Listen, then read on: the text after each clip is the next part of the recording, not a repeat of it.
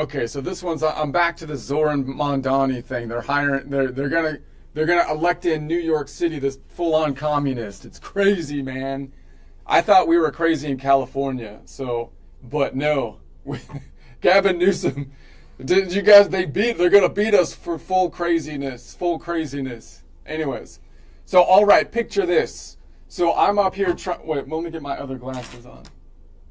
I'm up here trying to wrap my head around the voting for Zoran Mondani for the New York City mayor. I mean, the guy's out here promising free stuff like he's Santa Claus with a hammer and sickle.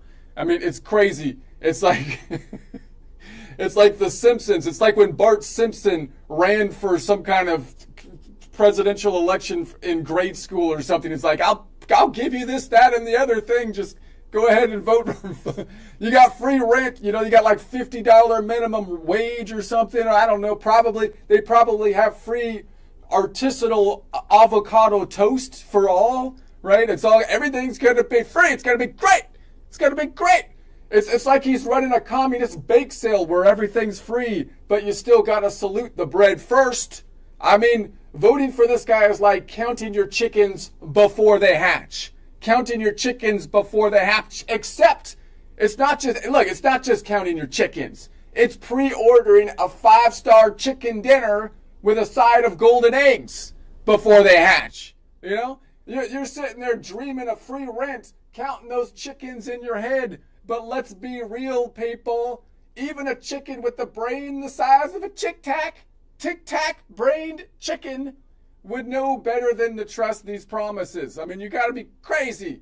And you know what? I think that old saying, don't count your chickens before they hatch, it's not conservative enough. Even if you followed that strategy, at least that would be an improvement. That's good. Try it out.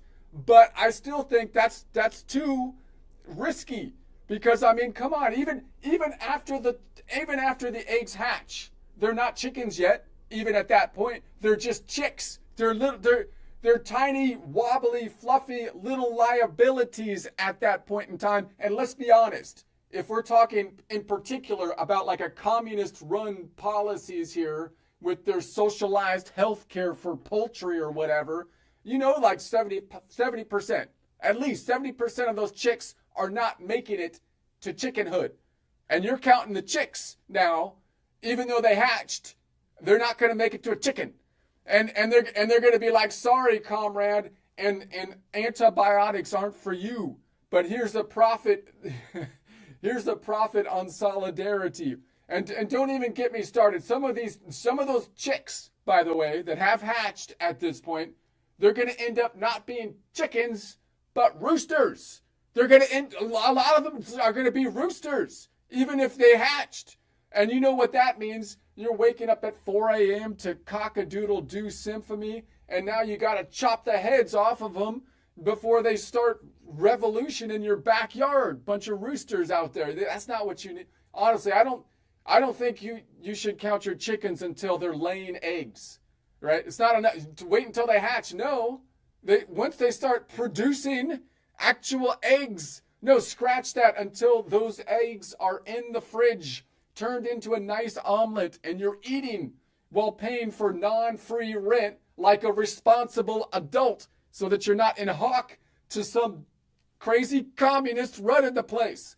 So look, because banking on Zoran's promises, that's not just counting your chickens before they hatch. It's counting your chickens, your eggs, your omelets, and probably a whole socialist chicken co-op that's never going to happen. So New York, let's not vote for the guy who thinks we can all live in a free-range utopia.